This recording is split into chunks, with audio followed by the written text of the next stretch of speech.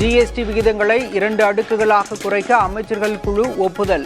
மருந்து, ஜவுளி, காலணி, டிவி, வாகனங்களின் விலை குறைய வாய்ப்பு.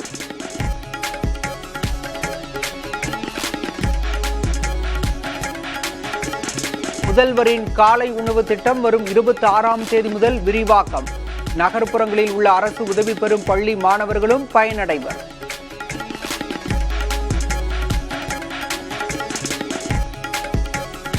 முதல்வர் அமைச்சர்களின் பதவியை பறிக்க வழி செய்யும் சட்ட மசோதாவை திமுக எதிர்க்கும். சென்னையில் நடைபெற்ற ரகுமான் கான் நூல் வெளியீட்டு விழாவில் முதல்வர் ஸ்டாலின் பேச்சு. புலனாய்வு அமைப்புகளை வச்சு தங்களுக்கு எதிரானவங்களை பதவி நீக்கம் செய்ய ஒரு கருப்பு சட்டத்தை கொண்டு வந்திருக்கிறார் மாண்புமிகு ஒன்றிய அமைச்சர் அவர்கள், ஒன்றிய உள்துறை அமைச்சர் அவர்கள்.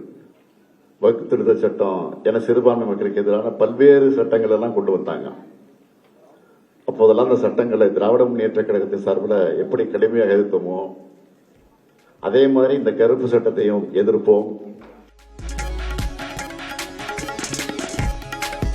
மத்திய உள்துறை அமைச்சர் அமித்ஷா நாளை தமிழகம் வருகை. நெல்லையில் நடைபெறும் பாஜக பூத் கமிட்டி மாநாட்டில் பங்கேற்கிறார்.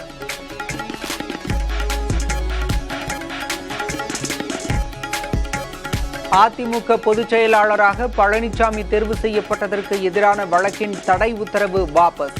உத்தரவை திரும்பப் பெற்றது சென்னை உயர்நீதிமன்றம்.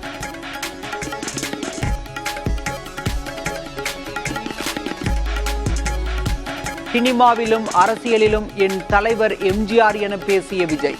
அண்ணன் விஜயகாந்த் பிறந்த மண்ணில் மாநாட்டை நடத்துவதாக நெகிழ்ச்சி. சினிமானாலும் சரி, அரசியல்னாலும் சரி, நமக்கு ரொம்ப ரொம்ப பிடிச்சது புரட்சி தலைவர் எம்ஜிஆர் அவர்கள் தான். அவரோட பழகிறதுக்கு எனக்கு வாய்ப்பு கிடைக்கல. ஆனா அவரை மாதிரியே குணம் கொண்ட என்னுடைய அண்ணன் புரட்சி கலைஞர் கேப்டன் விஜயகாந்த் அவரும் இந்த மதுரை மண்ணை சேர்ந்தவர் தானே. அவரை மறக்க முடியுமா? நமது ஒரே கொள்கை எதிரி பாஜக தான், ஒரே அரசியல் எதிரி திமுக தான். தாவேகவின் 2வது மாநில மாநாட்டிலும் விஜய் திட்டவட்டம். நம்மளுடைய ஒரே கொள்கை எதிரி பாஜக தான். நம்மளுடைய ஒரே அரசியல் எதிரி திமுக தான். மதுரை மாநாட்டில் பிரதமர் நரேந்திர மோடியை கடுமையாக சாடிய விஜய். பிரதமர் மோடி ஆட்சிக்கு வந்தது மக்களுக்கு நல்லது செய்யவா அல்லது இஸ்லாமியர்களுக்கு சதி செய்யவா எனவும் கேள்வி. மாண்புமிகு பிரதமர் நரேந்திர மோடிஜி அவர்களே, 3வது முறையா ஒன்றியத்தோட ஆட்சி அதிகாரத்தை நீங்க தானே கையில் வச்சிருக்கிறீங்க. இல்ல, நாங்க தெரியாம தான் கேட்கிறோம். நீங்க ஆட்சிக்கு வந்தது ஒட்டுமொத்த மக்களுக்கும் நல்லது செய்யவா இல்ல நம்மளுடைய இந்த இஸ்லாமிய நண்பர்களுக்கும் இஸ்லாமிய தோழர்களுக்கும் எதிராக சதி செய்யவா? அதிமுக பாஜக பொருந்தா கூட்டணி என்று விஜய் சாடல். அப்பாவி தொண்டர்கள் சொல்ல முடியாமல் வேதனையில் இருப்பதாகவும் விமர்சனம். இப்படி பொருந்தா கூட்டணியா இந்த பாஜக கூட்டணி இருக்கிறதுனால அப்பாவி தொண்டர்கள் அதை வெளியில சொல்ல முடியாம வேதனையில தவிக்கிறாங்க. கட்சி தொடங்கியவுடன் ஆட்சிக்கு வர முடியாது என விஜய்க்கு பதிலடி கொடுத்த பழனிசாமி. அதிமுக யாருடைய கையில் இருக்கிறது என சிலர் அறியாமையில் பேசுவதாகவும் பேச்சு. அனைத்து இந்திய அண்ணா திராவிட முன்னேற்ற கழகம் இப்பொழுது யார் கையில் இருக்கிறது என்று கேட்கின்றார்கள். பாவம், அறியாமையின் காரணமாக பேசுவதாக நான் பார்க்கின்றேன். இது கூட தெரியாமல் ஒரு கட்சிக்கு தலைவராக இருக்கின்ற சொன்னால் அவரை நம்பி எப்படி தொண்டர்கள் இருப்பார்கள்? 2026 தேர்தலில் திமுக தாவேக இடையேதான் நேரடி போட்டி. திமுகவை ஆட்சியிலிருந்து வீட்டுக்கு அனுப்புவேன் என்றும் விஜய் ஆவேசம். ஒட்டுமொத்தமா எல்லாருமா சேர்ந்து இந்த திமுக ஆட்சிய கபட நாடக திமுக ஆட்சிய 2026 தேர்தலில் வீட்டுக்கு அனுப்புறோம். என்ன நண்பா, சரிதானே?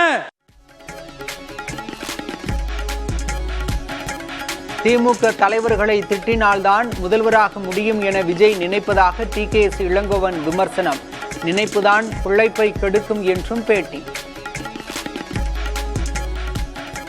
மக்களோடு பழகி மக்களிடம் சென்று மக்களுக்காக போராடி மக்களுக்காக பேசி முதலமைச்சராக வேண்டும் என்று அவர் நினைக்கவில்லை. தேர்தலில் நாமினேஷன் ஃபைல் பண்ணோன்னா நம்ம முதலமைச்சர் ஆக்கிடுவாங்கன்னு நினைக்கிறார் அவர்.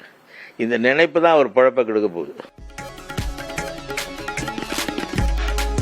ராம்ப் வாக் மேடையில் விஜயை கண்டு உணர்ச்சி பெருக்குடன் மாறிய தொண்டர்கள். பெருகிய அன்பு வெள்ளத்தை கண்டு ஆனந்தத்தில் கண்கலங்கிய விஜய்.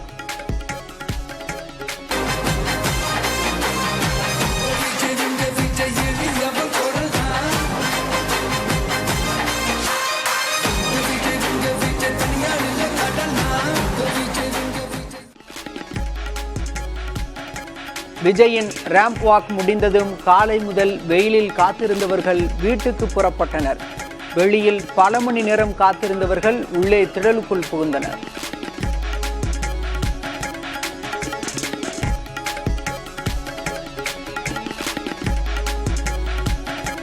கை குழந்தைகளுடன் மாநாட்டிற்கு வந்து வெயிலில் சிக்கிய பெற்றோர் பாதுகாப்பான இடங்களுக்கு வெளியேற்றிய தாவேக நிர்வாகிகள்.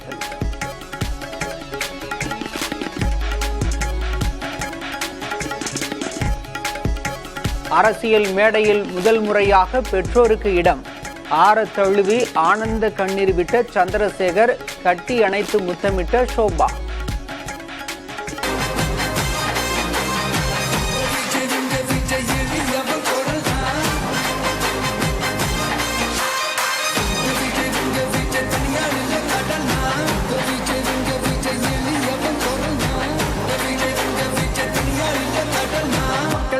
மன்னர்களை உனக்கு கட்ட வரனா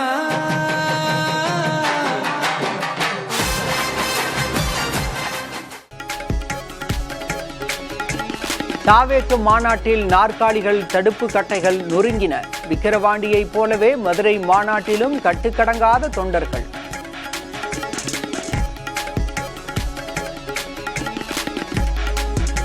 ஆன்லைன் சூதாட்டத்திற்கு தடை விதிக்கும் மசோதா மாநிலங்களவையிலும் நிறைவேறியது. கடும் அமளிக்கு இடையே குரல் வாக்கெடுப்பு மூலம் நிறைவேற்றம்.